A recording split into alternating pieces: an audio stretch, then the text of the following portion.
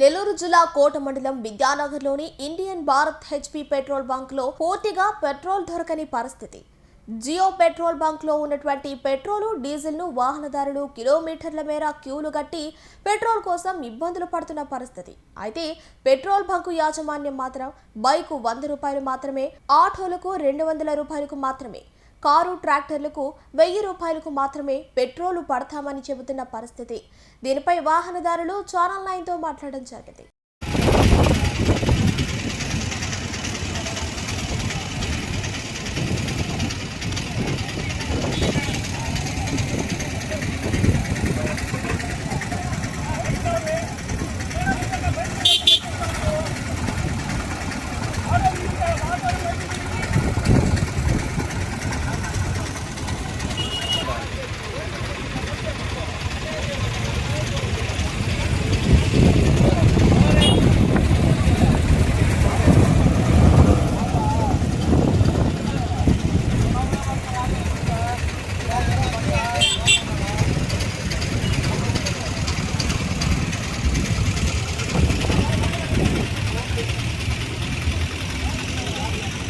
రాష్ట్రంలోనూ దేశంలోనూ petrol diesel గురించి అనేక రకాలైనటువంటి అపోహలు చెందుతూ రాష్ట్ర ప్రభుత్వము అదేవిధంగా కేంద్ర ప్రభుత్వము డీజిల్ పెట్రోలు కొరత లేదు అని చెప్పి పదే పదే టీవీల్లోనూ వాటిలోనూ యాడ్లు ఇస్తూ అధికారులందరూ కూడా స్పందిస్తూ ఎక్కడ నో పెట్రోల్ అని పెట్రోల్ బంకుల్లో నోటీస్ బోర్డు పెడితే వెంటనే మాకు తెలియజేయండి అని చెప్పి చెప్తున్నా కానీ ఈరోజు ముఖ్యంగా విద్యానగర్ ప్రాంతంలో అనేక రకాలైనటువంటి 4 రకాల పెట్రోల్ బంకులు ఉన్నాయి.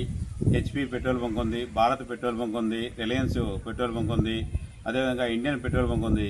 వీటిల్లో ఈ రోజు వరకు ఎంత క్యూలో 2 పెట్రోల్ బంకుల్లో ఒక ట్యాంక్ ఆయిల్ వస్తే 2 బంకుల్లో క్యూలో కట్టారు.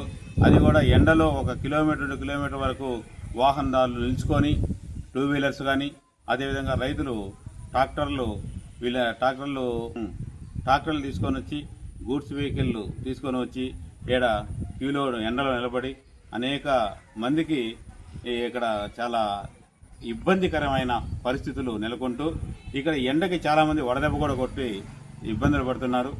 అదేవిధంగా ప్రతి ఒక్క గవర్నమెంట్ వారు స్పందించి వెంటనే వీళ్ళని అందరికీ కూడా ఆయిల్ సమృద్ధిగా అందించాలని కోరుకుంటూ ఈరోజు ముఖ్యంగా చెప్పాలనుకుంటే ఎడ్యుకేషన్ ఇన్స్టిట్యూట్లో జరిగినటువంటి వెహికల్స్కి మాకు ప్రైవేటు పాఠశాలలో వారికి ఎఫ్సి కాలం అనేటువంటిది ఈ సమ్మర్ వెకేషన్లో ఇప్పుడు స్టార్ట్ అయింది. ఈ సమ్మర్లో ఎఫ్సి చేయాలన్నా కానీ స్కూల్ వెహికల్కి ఆయిల్ దొరకట్లేదు. మేము ఎఫ్సి చేయాలన్నా కానీ ఆయిల్ దొరకనందువలన బండ్లు ఎఫ్సికి తీసుకోలేకపోతున్నాం. అక్కడ తీసుకోకపోతే ఆర్టీఓ సిబ్బంది మా మీద పడి మీకు ఎఫ్సీలు కాలేదు, బండ్లు సీజ్ చేస్తామని చెప్పి ఒళ్ళు తిరుగుతారు. కావున అధికారులు వెంటనే స్పందించి ఆయిల్ కొరత లేకుండా చేయాలి. అదేవిధంగా గ్రామీణ ప్రాంతాల నుండి రైతులు అనేక రకాలుగా చాలా రకాలుగా ఇబ్బంది పడుతున్నారు.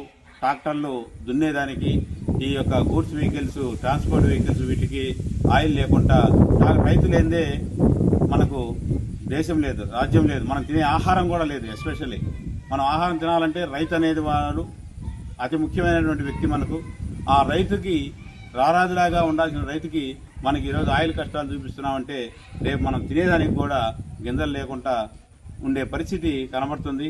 అందుకని వెంటనే ఇది ఆయిల్ కంపెనీ వాళ్ళు సృష్టించున్నటువంటి డిమాండా లేక గవర్నమెంట్ వాళ్ళు పైకి ఒక మాట చెప్పి లోపల ఈ డిమాండ్ క్రియేట్ చేస్తున్నారా, కాకపోతే రేపు ఎలక్షన్ అయిన వెంటనే రేట్లు పెరుగుతాయని చెప్పి పెట్రోల్ బంకుల యజమానులు ఏమన్నా ఆయిల్ డిమాండ్ చేస్తున్నారా అనేటువంటిది అర్థం కాక మేము ఆయిల్ కోసం చాలా ఇబ్బందులు పడుతున్నాం. ఇవన్నీ కూడా అందరికీ సమృద్ధిగా అందించాలని, బండి తీయాలంటే చాలా సమస్యగా ఉంది. స్కూటర్ నడపాలన్నా, కారు వేసుకొని పోవాలన్నా, మా సొంత పనులకు వెళ్ళాలన్నా కానీ మధ్యలో తిరిగి మళ్ళీ ఇంటికి గమ్యానికి చేరుతామో లేదో అనే ఆలోచనతో బాధపడుతూ ఉన్నాము. ఈ సమస్యను వెంటనే అధికారులు, ప్రభుత్వము, కేంద్ర రాష్ట్ర ప్రభుత్వాలు సంయుక్తంగా పరిశీలించి ఈ సమస్యను లేకుండా చేస్తారని తెలియజేసుకుంటున్నాను. నమస్తే. ఈరోజు రాష్ట్ర ప్రభుత్వం అయితేనండి, ఉన్నతాధికారులు, జిల్లా కలెక్టర్లు, మండలాధికారులు అందరూ కూడా ఈ పెట్రోల్ అనే విషయం మీద మనకు కావాల్సిన పెట్రోల్ అందుబాటులో ఉంది. దీనిపైన ఏ రకమైనటువంటి అపోహలు నమ్మొద్దని చెప్పేసి రాష్ట్ర ప్రభుత్వం చెప్తుంది. అదేవిధంగా ఉన్నతాధికారులు చెప్తున్నారు. కానీ అసలు పెట్రోల్ బంక్ దగ్గరకు వస్తేకి అనేక రకమైన తిప్పలు పడాల్సి వస్తుంది. ఏంటంటే 100 రూపాయలుగా పడతాము, అది కూడా మేము బాటిల్స్లో పట్టము అనేటువంటి రిస్ట్రిక్షన్తో ఈరోజు జనాలు చాలామంది ఇక్కడ బారులు తీరి ఉన్నారు. మరి ఈ పరిస్థితులు కొనసాగేటైతే మేము అనునిత్యం డ్యూటీలు చేసుకునే వాళ్ళమి. మరి ఈ రకమైనటువంటి రిస్ట్రిక్షన్స్తో మేము పెట్రోల్ పెట్టుకోకపోతే మేము జీవనోపాధి గడపడం కూడా కష్టమవుతుందని చెప్పేసి ప్రభుత్వానికి తెలియజేస్తున్నాం. దీనిపైన ఉన్నతాధికారులు వెంటనే స్పందించి తగు చర్యలు తీసుకొని సకాలంలో అందరికీ పెట్రోలు అందుబాటులో ఉండేటువంటి చేయాలని. అదేవిధంగా డీజిల్ అయితేనేమి పెట్రోల్ లాగా డీజిల్ కూడా మాకు అనేక రకాల ఇబ్బందులకు గురి చేస్తున్నారు. అదేవిధంగా వ్యవసాయం సంబంధించిన నిత్యావసరాలకి ఈ డీజిల్ కూడా మాకు చాలా అవసరము. మరి ఇలాంటి అవసరాలని దృష్టిలో పెట్టుకున్న ప్రభుత్వము వెంటనే స్పందించి